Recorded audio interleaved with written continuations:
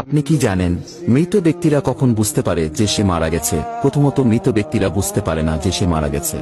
মৃত ব্যক্তির মৃত্যুর পর আত্মীয় স্বজনের কান্নাকাটি, গোসল দেওয়া, কাফন পরানো, এমনকি কবর দেওয়ার আগ পর্যন্ত সে মনে করে মৃত্যুর স্বপ্ন দেখতেছে। এমন অবস্থায় সে চিৎকার করে সাহায্যের জন্য বা তার স্বপ্ন ভাঙানোর জন্য, কিন্তু আফসোস কেউ তার চিৎকার শুনতে পায় না। যখন সবাই তাকে দাফন করে চলে যায় তখন মৃত ব্যক্তি একা হয়ে যায়। ঠিক তখনই মহান আল্লাহ তাআলা তার আত্মাকে পুনরায় তার দেহের মধ্যে ফিরিয়ে দেন। প্রথমত মৃত ব্যক্তি এটি ভেবে নেয় যে হয়তো তার খারাপ স্বপ্ন শেষ এবং সে ঘুম থেকে জেগে উঠেছে, তাই সে আল্লাহর কাছে কৃতজ্ঞতা প্রকাশ করে। এরপর সে তার শরীর স্পর্শ করতে থাকে যা কিনা সবেমাত্র দাফন করা হয়েছে। তখন সে বলতে থাকে, আমার শার্ট কোথায়, আমার প্যান্ট কোথায়, আমি সাদা কাপড়ে মোড়ানো কেন, এখানে এত অন্ধকার কেন, এখানে এত ময়লা মাটির গন্ধ কেন? তখন সে আস্তে আস্তে বুঝতে পারে যে সে সত্যিই মারা গেছে। আপনি কি জানেন যখন কোনো মানুষ মারা যায় তখন তার কবরে কি ঘটে?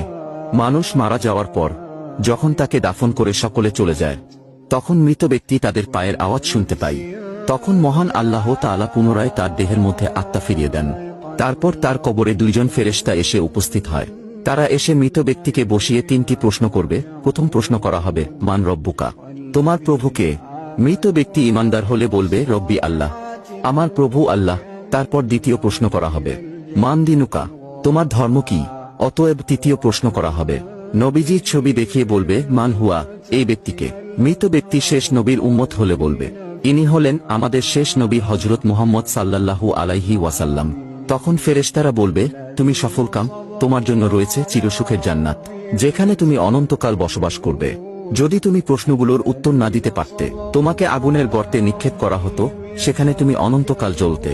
আপনি জানেন কি মৃত্যুর 40 দিন আগে কি হয়? যখন মানুষের জীবনের শেষ 40 দিন বাকি থাকে তখন তার সাথে কি ঘটে?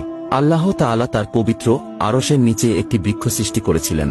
আল্লাহর যতগুলো মাখলুকাত আছে এবং যেগুলোতে জীবন দেওয়া আছে তার প্রত্যেকটির হায়াত এই গাছে ঝুলন্ত রয়েছে। যখন কোনো মানুষের জীবনের শেষ 40 দিন বাকি থাকে তখন সেই গাছ থেকে একটি পাতা ছুটে আসে মালাকুল মাউত আজরাইল আলাইহি ওয়াসাল্লামের কাছে। সে পাতায় তার নাম, তার পিতার নাম এবং তার মাতার নাম, এমনকি তার বংশের নাম পর্যন্ত লেখা থাকে। আর নির্দিষ্ট সময়ের মধ্যে মালাকুল মাউত তার রূহ কবজ করে নেয়। যেদিন এই গাছ থেকে পাতা ছিঁড়ে মালাকুল মাউতের কাছে এসে পৌঁছায় সেই দিনই তাকে আল্লাহর আরশের নিচে মৃত ঘোষণা করা হয়। হে আল্লাহ, আমাদের ঈমানের সহিত মৃত্যুবরণ করার তৌফিক দান করুক। কেউ আমিন না লিখে যাবেন না।